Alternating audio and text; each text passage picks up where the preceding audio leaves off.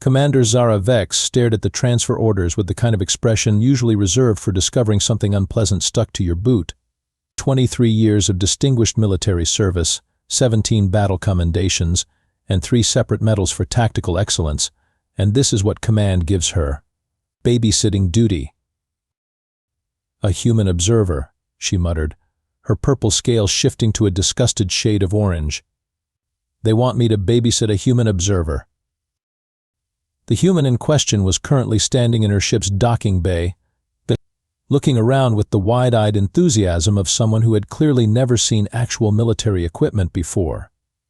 Dr. Riley Beck, according to her file, was an anthropologist from Terra University, here to study alien military tactics for some sort of cultural exchange program. She was small, even by human standards, with brown hair tied back in what humans called a ponytail, and she carried herself with the relaxed posture of someone who had never been shot at in her life. Riley was also asking questions, lots of questions. "So this plasma cannon here," Riley said, running her hand along the ship's main gun with professional interest. "Why do you mount it on the exterior? Wouldn't it be more efficient to have retractable weapons that could be protected when not in use? And what's the power coupling rated for? Because if you could redirect the shield generators for just a few seconds during firing, you could probably increase your output by 30%. Zara's pilot, Nexus, was standing nearby with his regulation manual clutched to his chest like a security blanket. Nexus was a Voltarian, which meant he looked like someone had crossed a praying mantis with a filing cabinet, and he had never met a regulation he didn't want to quote verbatim. "Civilian personnel are not authorized to discuss weapons specifications," Nexus said, his voice carrying the mechanical precision of someone who had memorized the entire military code. Regulation 47B clearly states that non-military individuals must be restricted to observation only. Riley nodded seriously. Of course. I'm just observing. It's just that from an anthropological perspective, I'm curious about the cultural factors that lead to such interesting tactical choices." The way she said interesting made Zara's scales shift to a more alarmed shade of yellow. Their engineer, Pip, came scuttling over on his 6 legs, tools jingling from every available surface of his utility vest. Pip was a Crixon, which meant he looked like an enthusiastic spider had been given opposable thumbs and an engineering degree. He loved explaining things almost as much as he loved taking them apart. "Oh, the power coupling is fascinating," Pip chittered excitedly. "See, we use a dual-phase plasma containment system that draws directly from the main reactor, but the safety protocols require a minimum charge time of 4.7 seconds between shots to prevent cascading failures in the magnetic containment field. Which means that theoretical 30% increase you mentioned would actually cause a catastrophic overload that would turn us all into very small, very hot particles." Riley's eyes lit up. "So you sacrifice efficiency for safety?" That's actually a really interesting cultural choice. Most species would probably prioritize firepower over crew survival. "Most species are idiots," rumbled a voice from behind them. Thorak, their heavy weapons specialist, came stomping over. Thorak was a Gornash, which meant he was roughly the size and shape of a mountain that had decided to grow arms and learn how to use explosives. He spoke primarily in grunts, growls, and statements about crushing things. "Thorak makes an excellent point," Zara said dryly. "This is going to be a routine patrol mission, Dr. Beck. We're just going to fly around the outer rim of the Zephyr sector, make sure everything is quiet, and then bring you back home with whatever observations you need for your research. Nothing exciting is going to happen." Riley hefted her backpack, which Zara noticed was surprisingly large and heavy-looking for someone who was supposedly just there to take notes. "That sounds perfect. I'm really looking forward to seeing how your squad operates in a real military environment." "There won't be any real military operations," Zara said firmly. "The Zephyr sector has been completely pacified for over a decade. We're basically just doing a very boring patrol so you can see how we handle routine procedures." Routine procedures can be very revealing from a cultural standpoint, Riley said cheerfully. Sometimes the most interesting insights come from the mundane details. Zara had been in the military long enough to know that the universe had a twisted sense of humor. The moment someone said nothing exciting was going to happen, the universe took it as a personal challenge. But what were the odds, really? The Zephyr sector was dead quiet. Had been for years. "All right, everyone," she called out. "Let's get this milk run started. Pip, run your pre-flight checks. Nexus, file our flight plan with command. Thorak, try not to break anything while our guest is watching." Thorak grunted what might have been agreement, though with Thorak it was always hard to tell. As they prepared for departure, Zara couldn't shake the feeling that Dr. Riley Beck was not quite what she seemed. There was something about the way she moved, the way she asked questions, the way she seemed to catalog every tactical detail of their ship. But her credentials checked out, her clearance was legitimate, and command had been very clear that this cultural exchange program was a high priority. Still, as they lifted off and headed for the supposedly peaceful Zephyr sector, Zara found herself wondering why a simple anthropologist needed such a large backpack, and why her research equipment seemed to be making some very non-research-like beeping sounds. "This is going to be a very educational experience," Riley said, settling into her observer's seat with obvious excitement. Zara's scales shifted to a worried shade of deep blue. Somehow she didn't think Riley meant the same kind of education that command had in mind. 3 hours into their patrol, Zara was starting to think that maybe this assignment wouldn't be so bad after all. Riley had spent most of the flight asking thoughtful questions about their communication protocols, supply chain management, and crew rotation schedules. Normal, boring anthropological questions. Then Nexus's console started beeping. "Commander, I'm detecting a vessel on long-range sensors," Nexus reported, his mandibles clicking with precision. "Configuration suggests a Maltese freight hauler. They're requesting assistance with what appears to be engine trouble." Zara nodded. "Standard Good Samaritan protocol, Nexus. Take us in for a closer look, but keep our shields up. Pip, run a diagnostic on their distress signal." Riley perked up with interest. "Is this normal? Responding to civilian distress calls during a military patrol?" "It's part of our mandate," Zara explained. "Military vessels are required to render aid to civilian ships in distress when tactically feasible. It's actually written into the Galactic Cooperation Treaty." "Fascinating," Riley murmured, pulling out what looked like a standard datapad to take notes. "So you prioritize humanitarian concerns over mission parameters. That suggests a very evolved cultural approach to military responsibility."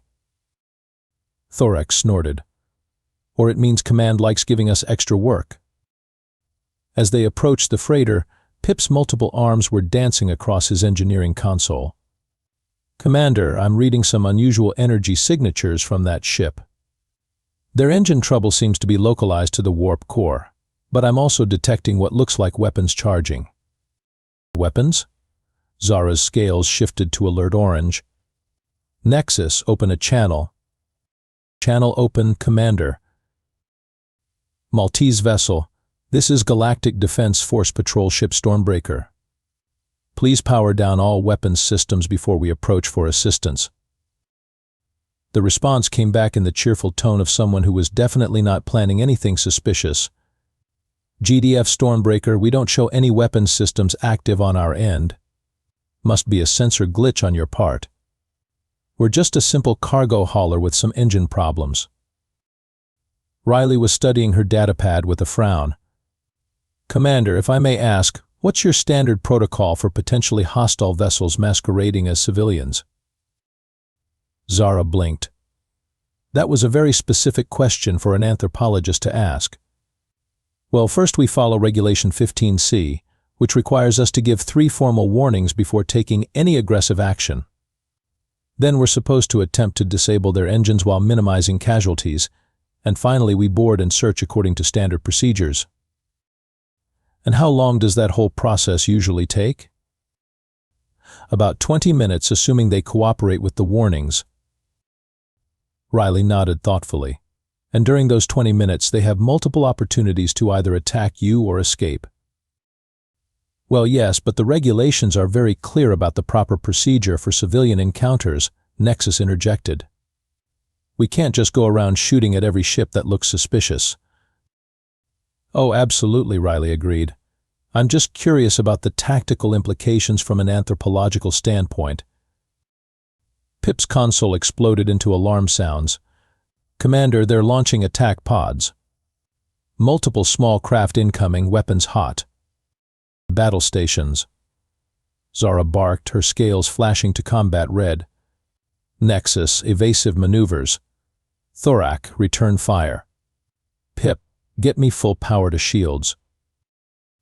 The next few minutes were controlled chaos as the Stormbreaker danced between incoming plasma bolts while trying to target the small, fast-moving attack pods. Zara was proud of her crew, but they were designed for fleet actions, not dogfighting with nimble fighters. This is really quite fascinating, Riley called out over the sound of weapons fire, apparently unbothered by the fact that people were actively trying to kill them. Your enemy is using a classic swarm tactic to overwhelm your targeting systems, very effective against larger ships. Glad you're enjoying the show, Zara grunted, throwing the ship into another evasive role. Any other anthropological insights you'd like to share? Well, if I were designing a counter-strategy, I'd probably try to force them into a formation where your heavy weapons could take out multiple targets with a single shot. Maybe use your shield harmonics to create a false weak point that would draw them into a cluster. Zara stared at her. That's actually not a bad idea. Pip, can you modulate our aft shields to look like we're losing power? On it, Commander. And Thorak, when they bunch up behind us, hit them with everything you've got. The plan worked beautifully. The attack pods, thinking they had found a weakness, swarmed in behind the Stormbreaker, just as Thorak unleashed a full spread of plasma torpedoes. 6 pods vanished in a spectacular fireball. Excellent tactical adaptation, Riley observed, making notes on her datapad. Though I notice you left the main freighter intact. Are you planning to board them now? That's the standard procedure, Zara confirmed, even as she wondered why Riley seemed so interested in their tactical decisions. Might I suggest an alternative approach? If you hit their cargo bay with a low-power plasma burst, you'll probably trigger whatever they're smuggling. Pirates usually carry illegal explosives or unstable materials, much more efficient than boarding. Zara was starting to get a very uncomfortable feeling about her supposedly harmless observer. Dr. Beck, exactly what kind of anthropological research did you say you were conducting? Comparative military anthropology, Riley replied cheerfully. I'm studying how different species approach tactical problem solving. It's really quite fascinating how cultural values influence combat strategies. Before Zara could ask any follow-up questions, Thorak had already taken Riley's suggestion and put a plasma bolt into the freighter's cargo hold. The explosion was visible from 3 star systems away. Well, Riley said, making another note on her datapad, that was certainly educational. I'm already learning so much about your operational methods. Zara stared at the expanding cloud of debris that had recently been a pirate ship. In 15 minutes, her supposedly peaceful patrol had turned into a combat engagement that had left 7 enemy vessels completely destroyed. And somehow, the human anthropologist had been the one giving them tactical advice. Dr. Beck, Zara said slowly, remind me again what university you said you graduated from? Terra University, Riley replied without missing a beat. Class of 2387. Go Fighting Scholars. There was something about the way she said it that made Zara's scales shift to a very suspicious shade of purple. But before she could pursue the matter further, Nexus was reporting another distress signal from a different sector. Commander, we're receiving an emergency broadcast from a civilian convoy. They're under attack by unknown hostiles. Riley's eyes lit up with what looked disturbingly like excitement. Oh, this should be interesting. I wonder what kind of tactical challenges this situation will present. Zara was beginning to realize that this was going to be a very long patrol. The civilian convoy was in bad shape by the time the Stormbreaker arrived. 3 cargo ships were burning while a pack of military-grade fighters circled them like predators. The attackers had the distinctive angular design of hegemony raiders, which meant they were dealing with actual military hostiles, not just pirates looking for a quick score. Hegemony forces, Nexus reported, his voice tight with concern. 12 fighter craft, plus what looks like a destroyer hanging back at maximum sensor range. They've got the convoy completely surrounded. Riley was studying the tactical display with obvious interest. Fascinating. They're using a textbook suppression pattern. Keep the cargo ships from running while the fighters pick them apart slowly. Very methodical. Very illegal, Zara corrected grimly. The hegemony signed the same non-aggression pacts as everyone else. This is an act of war. Oh, absolutely, Riley agreed. I'm just observing their tactical approach from an anthropological perspective. See how they're spacing their fighters? That's clearly designed to maximize psychological impact rather than operational efficiency. They want the convoy to suffer. Thorak was already charging his weapons systems. Thorak crushed stupid raiders. Hold on, Thorak, Zara said. We're outnumbered 4-1 and they've got a destroyer for backup. Standard procedure is to call for reinforcements and maintain observation until a proper fleet arrives. And how long would that take? Riley asked innocently. Probably 6 hours for the nearest battle group to reach this position. Riley nodded thoughtfully. And the convoy will be completely destroyed in approximately 18 minutes at their current rate of fire. Zara's scales shifted to frustrated orange. Riley was right, of course, but charging into a fight they couldn't win wasn't going to help anyone. Dr. Beck, I appreciate your concern for the civilians, but we have to be realistic about our capabilities. Oh, I'm not suggesting anything unrealistic, Riley said, pulling out what looked like a standard military scanner from her backpack. I'm just curious about the tactical possibilities. For instance, if you approached from their blind spot, using the convoy's debris field for cover, you could probably take out 3 or 4 of their fighters before they realized you were there. Pip's multiple eyes were focused on Riley's scanner. Is that a Mark VI battlefield analysis unit? Those are restricted to Special Forces units. Anthropological research requires very specialized equipment, Riley explained casually. Anyway, after your initial attack, they'd probably try to regroup into a defensive formation, which would bring them into range of your heavy weapons. And if you transmitted a fake emergency signal suggesting that reinforcements were incoming, it might force them to break off the attack entirely. Zara stared at her. The plan was tactically sound, audacious, and completely insane.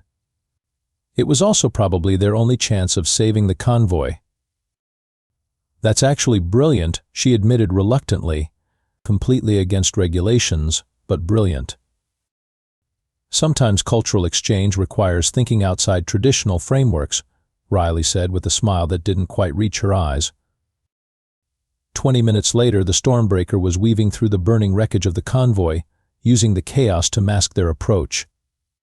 Riley had somehow talked her way into serving as their tactical coordinator, calling out enemy positions and movement patterns with the kind of precision that came from extensive combat experience.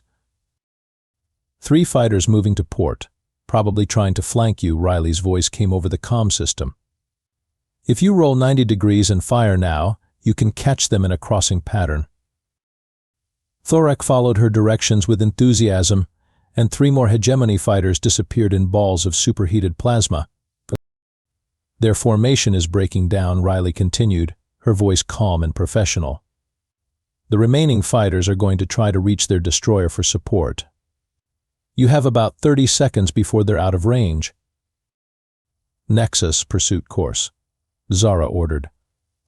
Pip, give me everything you've got for the engines. Commander, Nexus said nervously, we're approaching the destroyer's weapons range. Regulation 23 clearly states that single ships should not engage capital vessels without. Nexus, Riley interrupted gently, have you considered that your regulations might not account for every possible tactical situation?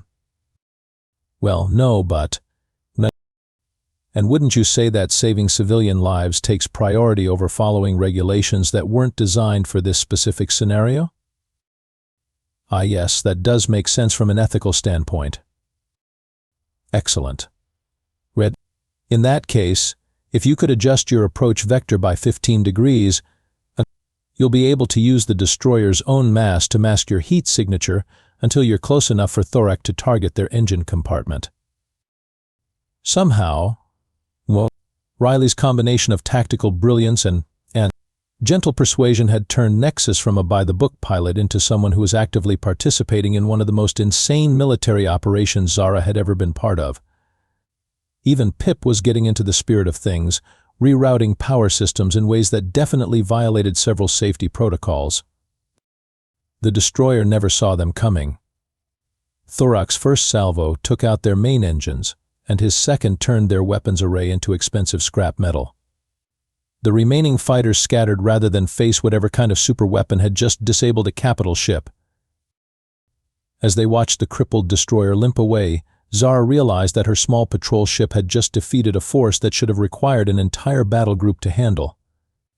And they had done it by following the tactical advice of a human anthropologist who carried military-grade equipment and seemed to know more about combat operations than most career officers. Well, Riley said, making notes on her datapad, that was certainly an educational engagement. I'm getting some fascinating insights into how your species adapts to unexpected tactical situations. Dr. Beck, Zara said carefully, I'm starting to think there might be more to your research than you initially mentioned. Riley looked up from her notes with an expression of perfect innocence. Oh, I'm just an anthropologist studying military culture. Though I have to admit, your squad is much more tactically flexible than I expected.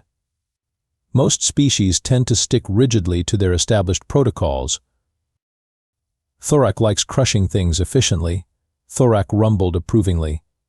Human has good ideas for crushing. That's very kind of you to say, Riley replied. I'm just applying basic anthropological analysis to your tactical challenges. Zara was starting to suspect that Riley's definition of basic anthropological analysis was somewhat different from what most people would consider standard academic research. But before she could pursue the matter further, their comm system was buzzing with incoming messages. Commander, Nexus reported, we're receiving priority communications from GDF Command, the Maltese Trade Federation, and apparently someone claiming to represent the Hegemony Military Council. The hegemony? Zara's scales shifted to alarmed yellow. What do they want? They're demanding to know what kind of new superweapon we're using, and they want to discuss terms for a ceasefire. Riley looked pleased. See? I told you that psychological warfare was just as important as tactical superiority. You've created uncertainty in their command structure, which will make them much more cautious about future operations in this sector. Zara stared at her.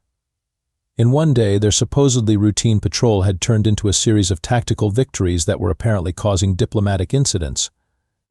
And the human anthropologist was treating it all like a fascinating research project. Dr. Beck, she said slowly, I think we need to have a serious conversation about your background. Oh, absolutely, Riley agreed cheerfully. But first, shouldn't we respond to these communications? I have some thoughts about how to maximize the psychological impact of your recent victories. Zara was beginning to realize that she was in way over her head.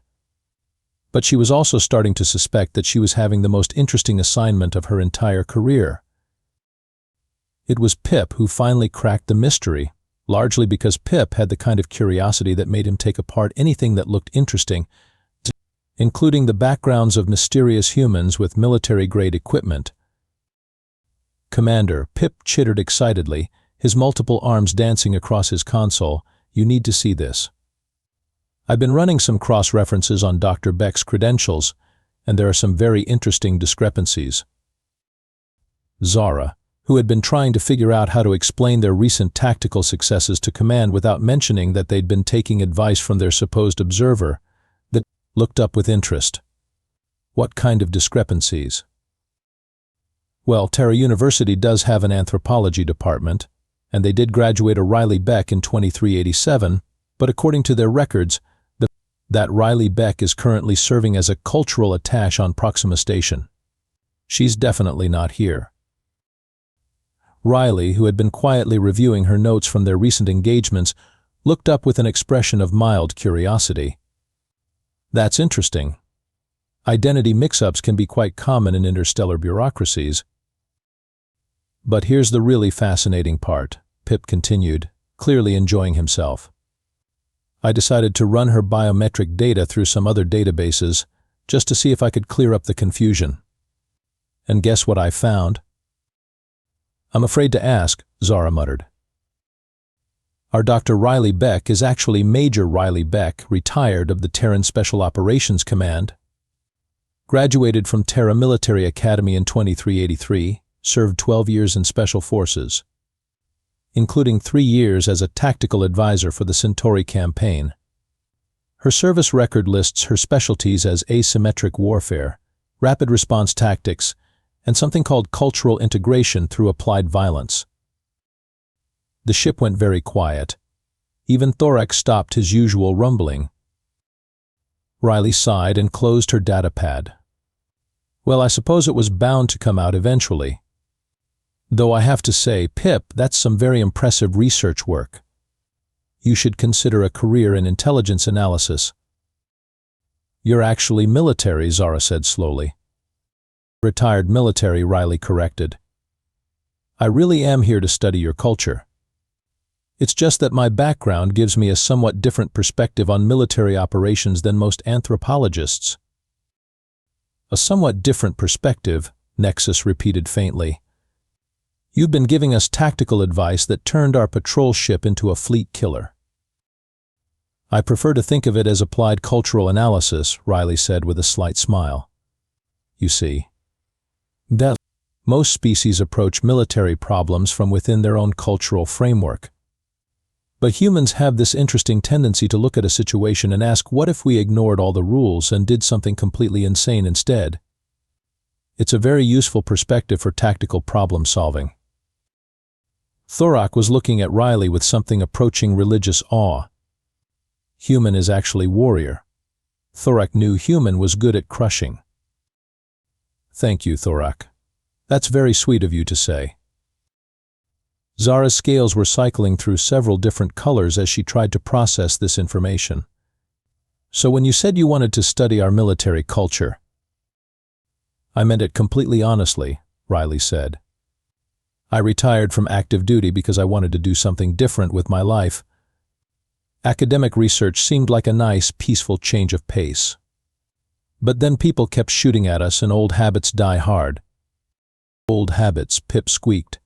You single-handedly turned us into the most effective combat unit in the sector. Well, not single-handedly, Riley protested. You all did the actual fighting. I just provided some tactical suggestions based on my observations of your capabilities and the enemy's weaknesses. That's still anthropology, technically. Anthropology doesn't usually involve body counts, Zara pointed out. Applied anthropology can get quite dynamic, Riley replied cheerfully. Besides, you have to admit it's been educational for everyone involved. You've learned that your tactical doctrine is much more flexible than you thought. I've learned fascinating things about how different species adapt to combat stress. And Thorak has learned 17 new ways to efficiently crush his enemies.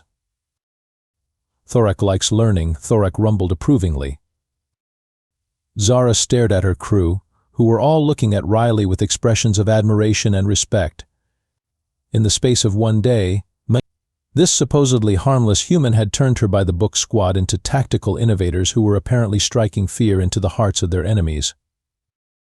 So what happens now? She asked. Do I report you to command? Do I pretend this never happened? Do I ask for a transfer to somewhere that doesn't involve humans with mysterious backgrounds? Well, Riley said thoughtfully, You could do any of those things. Or you could consider that we make a pretty effective team, and there are a lot of sectors in the galaxy that could probably benefit from some applied cultural analysis. Nexus was consulting his manual with the desperate intensity of someone whose entire worldview had been challenged. I can't find any regulations that specifically prohibit taking tactical advice from retired human special forces operatives. There's probably a regulation about misrepresenting credentials, Zara said. Actually, I never misrepresented anything, Riley pointed out. I really am Dr. Riley Beck, anthropologist. I earned my PhD after I retired from the military. I just didn't mention my previous career because it didn't seem relevant to a peaceful observation mission. Peaceful observation mission, Zara repeated. We've destroyed more enemy ships in one day than most patrol units see in a year. Yes, but I observed all of it very carefully, Riley said with obvious satisfaction. I'm getting some excellent data from my research on comparative military effectiveness. Before Zara could respond, their comm system buzzed with an incoming priority message from GDF Command. Patrol Ship Stormbreaker, this is Admiral Kessex. We've been monitoring your mission reports, and we have some questions about your recent tactical successes. Please prepare for immediate debrief upon your return to base. Zara's scales shifted to worried blue. Command wants to know how a routine patrol turned into a series of tactical victories. That should be an interesting conversation, Riley mused. I wonder if they'll be more concerned about the unauthorized combat engagements or the fact that you've been taking advice from a human with undisclosed military experience. Both, Zara said grimly. Definitely both. Well, Riley said, pulling out her datapad again, at least it'll give me more data about how your command structure responds to unexpected variables. This is turning out to be a much more comprehensive study than I originally planned. Zara realized that she was faced with a choice. She could report Riley's true background and probably face a court-martial for the unauthorized combat operations. Or she could figure out a way to keep her human tactical advisor and see what other impossible things they could accomplish together. Looking at her crew, who were all clearly hoping she would choose the option that involved keeping Riley around, Zara made her decision. Dr. Beck, she said formally, I think it's time we discussed expanding the scope of your cultural research project. Riley's smile was distinctly predatory. I was hoping you'd say that, Commander. I have some ideas about sectors that could really benefit from intensive anthropological study. Zara's scales shifted to determined orange. If Command wanted to know how her patrol ship had become so effective, she'd tell them the truth. They had a human anthropologist who was very, very good at her job. She just wouldn't mention exactly what that job used to be. 3 hours later, Zara was starting to think that maybe she should have stuck with the court-martial option. Because Admiral Kessex hadn't just wanted to debrief them about their tactical successes.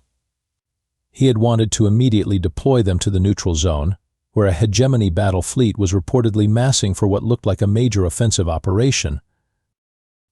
You want us to do what now? Zara asked, staring at the tactical display that showed approximately 50 enemy ships arranged in a perfect battle formation. Reconnaissance and disruption, Admiral Kessex's voice crackled over the comm.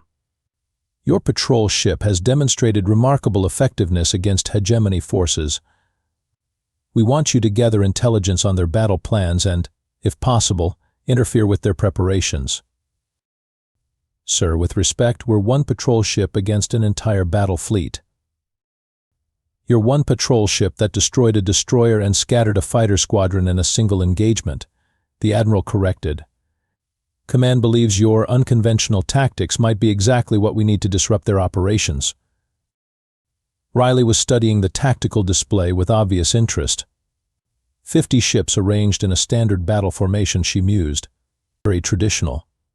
Almost boringly predictable. Boringly predictable, Zara repeated. Riley, those are 50 military vessels with enough firepower to glass a planet. Yes, but they're thinking like a traditional fleet engagement, Riley explained patiently. Big ships, heavy weapons, overwhelming force applied in a straightforward manner. It's very cultural, really. The hegemony has this whole military philosophy based on superiority through raw power. Thorak was studying the display with growing excitement. Many ships to crush. Thorak approves of target-rich environment.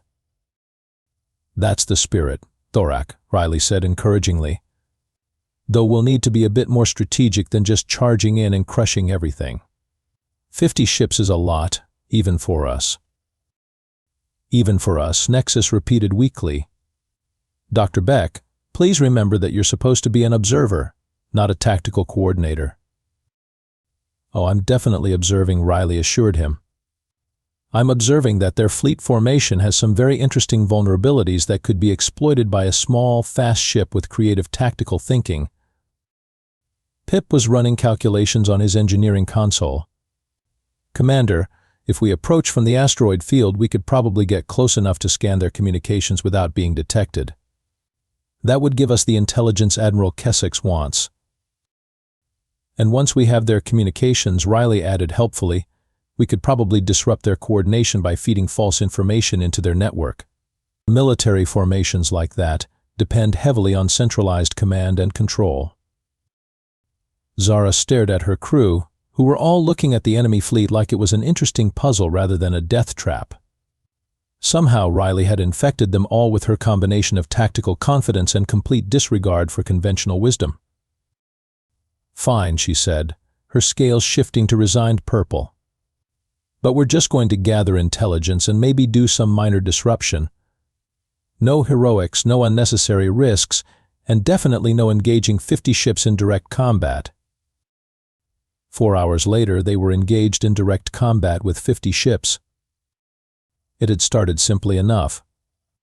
They had successfully infiltrated the enemy communications network and discovered that the hegemony fleet was planning to attack 3 civilian colonies simultaneously, using their superior numbers to overwhelm the local defense forces. Classic shock and awe tactics designed to force a quick surrender. We have to warn the colonies, Zara had said, and Riley had agreed that it was definitely the right thing to do from both a moral and tactical standpoint. But then Riley had pointed out that simply warning the colonies wouldn't help much, since they didn't have the military assets to resist a full fleet assault.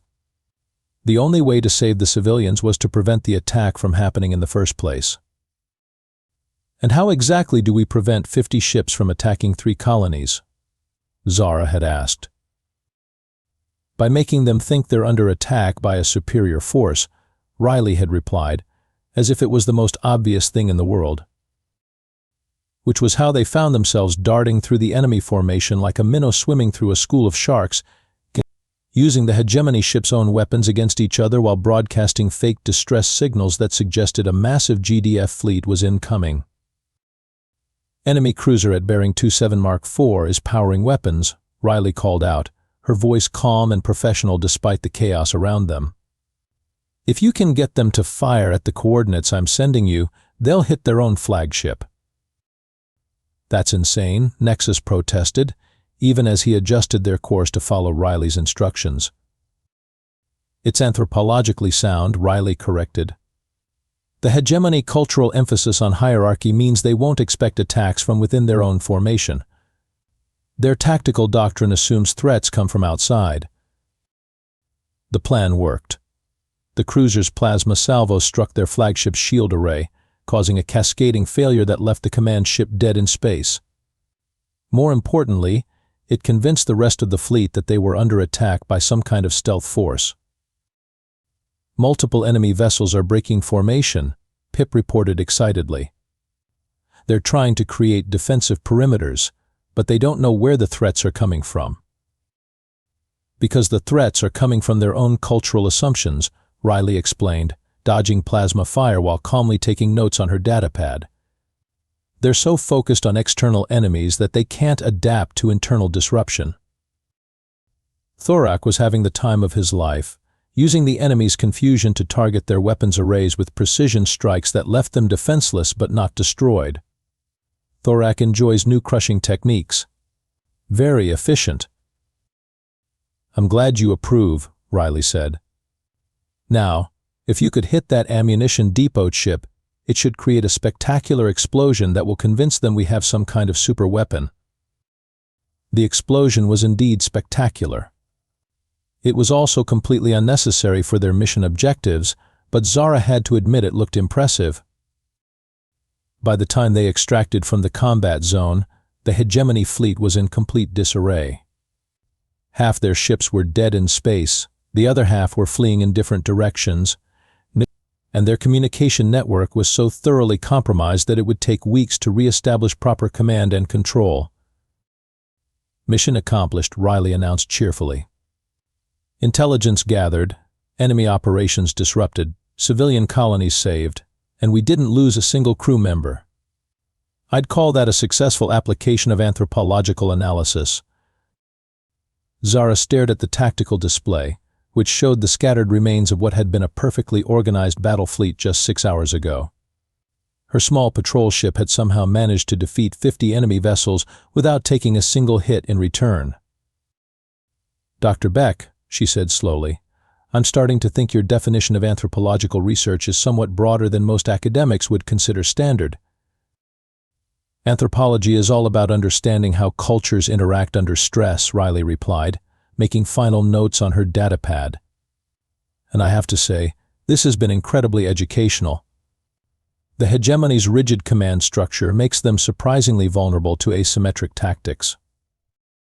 "Asymmetric tactics," Nexus repeated, his voice carrying a note of hysteria. "We just convinced an entire battle fleet to shoot itself." "It's cultural manipulation through applied psychology," Riley corrected.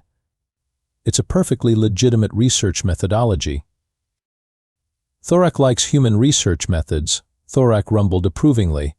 "Very practical. Much crushing achieved with minimal effort." As they headed back toward friendly space, Zara found herself looking at her crew with new eyes. Nexus had abandoned his regulation manual somewhere during the battle and was now suggesting tactical improvements based on his own observations. Pip was excitedly explaining to Riley how they could modify their sensor array to better exploit enemy communication networks.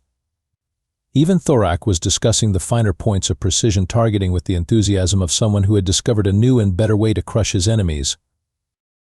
"You've changed them," Zara realized. "You've changed all of us." "I prefer to think that I've helped you discover capabilities you already had," Riley said diplomatically. "All I did was provide an outside perspective on your tactical challenges. An outside perspective that turned us into the most effective combat unit in the fleet." "Well, yes, but that's really more of a side effect of good anthropological methodology." Their comm system buzzed with an incoming message from Admiral Kessex. "Patrol ship Stormbreaker, please report your status. We're reading some very unusual energy signatures from your sector." Zara activated the comm with a sense of impending doom. "Admiral, this is Commander Vex. Mission accomplished. The enemy fleet has been successfully disrupted." There was a long pause.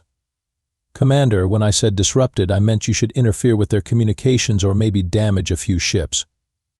I didn't mean you should completely destroy their entire operational capacity."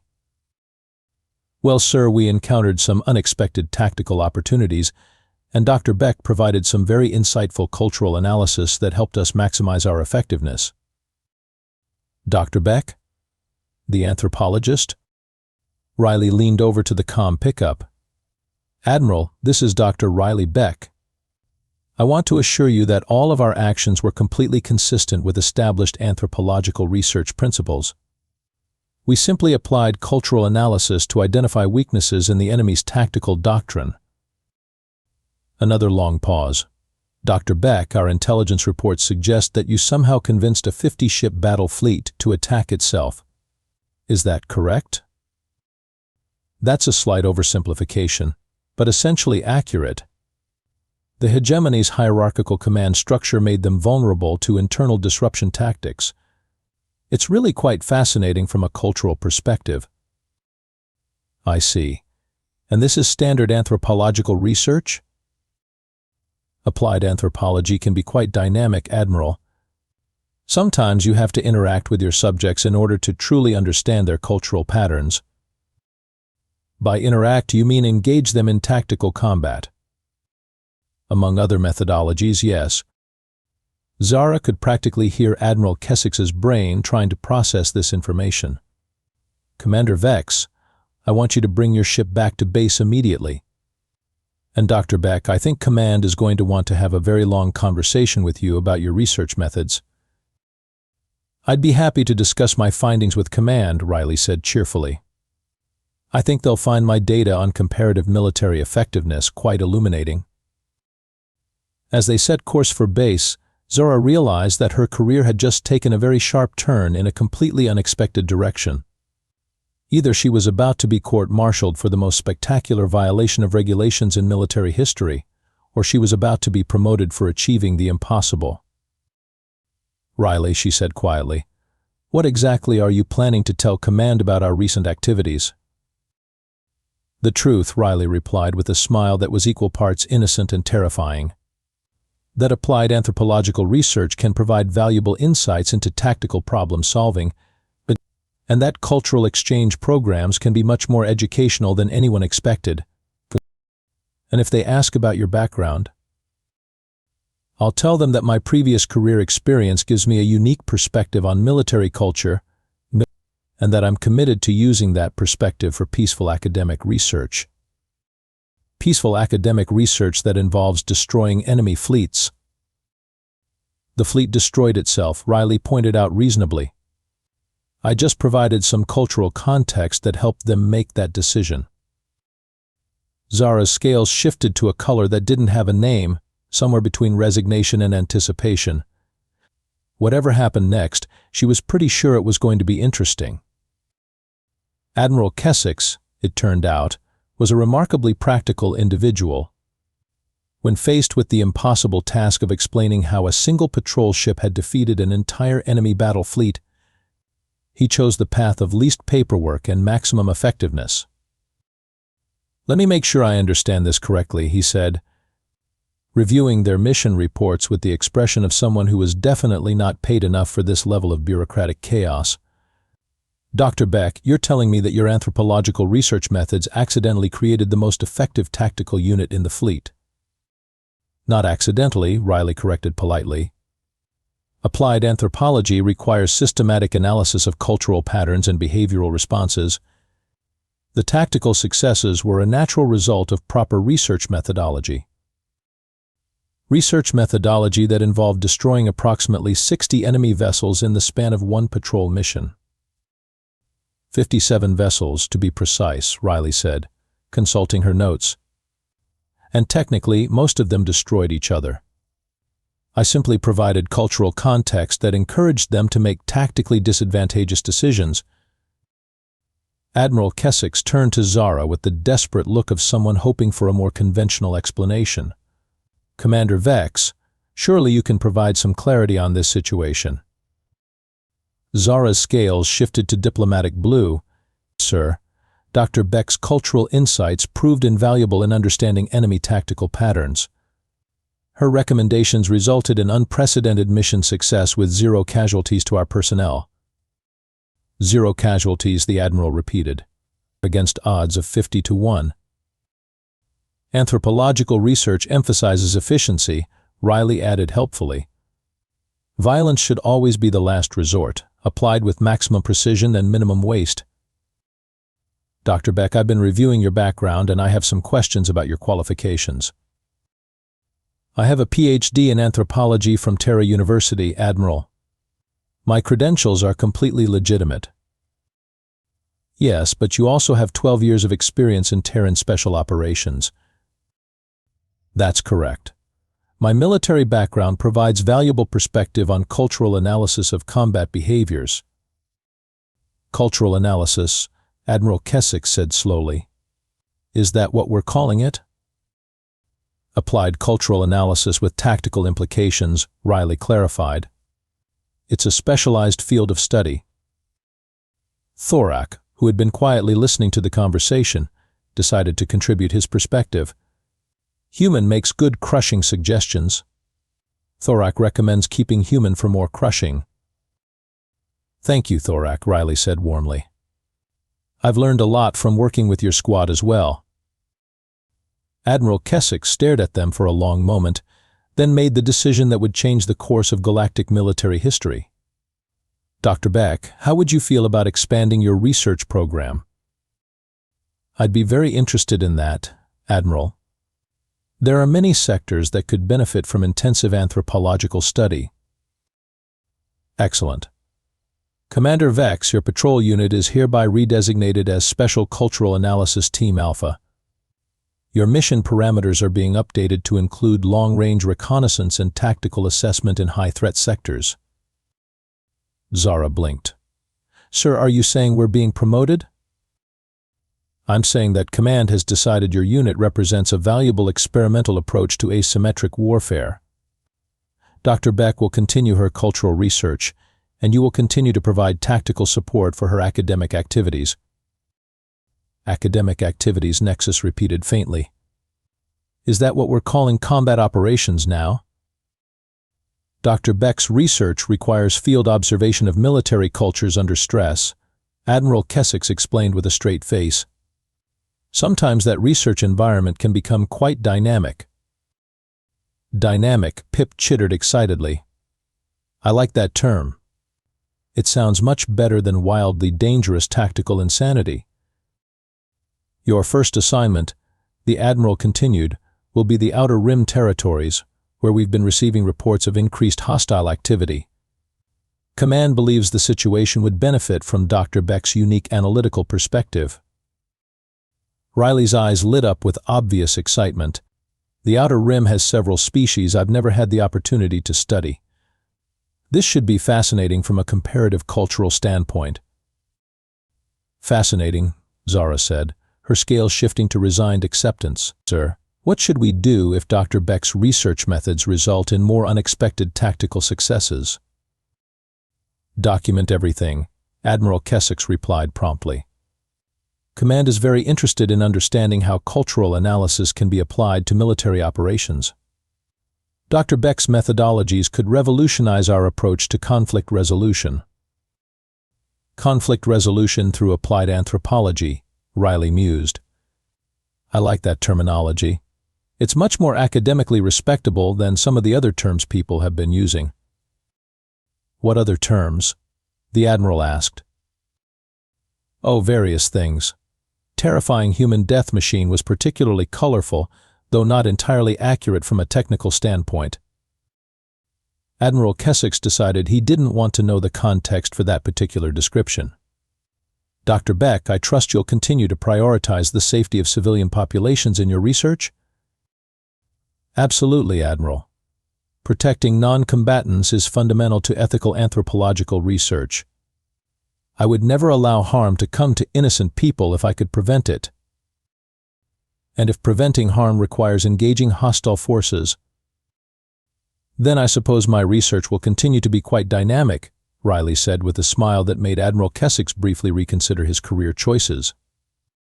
2 hours later, the Stormbreaker was heading toward the Outer Rim with a revised mission briefing that officially described their activities as cultural assessment and diplomatic reconnaissance. Their kill count from the previous mission had been classified as research data and filed under anthropological findings. So, Zara said as they settled into their new course, we're now officially a cultural research unit. With military support capabilities, Riley added. Don't forget that part. It's important for maintaining proper academic credibility. Academic credibility, Thorak rumbled approvingly. Thorak likes having official permission to crush enemies for science. It's anthropology, not generic science, Riley corrected gently. Though I suppose there are similarities in the research methodology. Nexus was reviewing their new mission parameters with the fascination of someone whose entire worldview had been systematically dismantled and rebuilt. According to these orders, we're supposed to study local military cultures and provide recommendations for improved diplomatic relations. That's completely accurate, Riley said. Sometimes improved diplomatic relations require demonstrating superior tactical capabilities. It's all about cultural communication through applied force dynamics. I'm starting to understand human logic, Pip announced proudly. It's simultaneously completely insane and perfectly reasonable. That's very perceptive of you, Pip. Human culture does tend to embrace productive contradictions. As they approached the outer rim, their long-range sensors began detecting signs of significant military activity. Multiple ship signatures of unknown configuration, energy discharges consistent with orbital bombardment, and communication signals suggesting large-scale conflict. Well, Riley said, pulling out her datapad with obvious satisfaction, it looks like we're going to have plenty of opportunities for cultural observation. Zara looked at her crew, who were all preparing for what would probably be another impossible mission with the enthusiasm of people who had discovered they were very good at impossible things. Dr. Beck, she said formally, permission to begin cultural research operations. Permission granted, Commander, Riley replied with a grin that promised their next mission report would be every bit as difficult to explain as their last one. Let's go see what we can learn about local military customs. The Stormbreaker accelerated toward the combat zone, carrying the galaxy's most unconventional research team toward what would undoubtedly be their most educational experience yet. After all, Riley thought to herself as she began reviewing the tactical data, anthropological research was all about understanding different cultures. And the best way to understand a military culture was to see how they handled unexpected variables. Like a human anthropologist with a talent for turning routine observations into tactical nightmares. The galaxy, she reflected with satisfaction, was about to become a much more interesting place for academic research.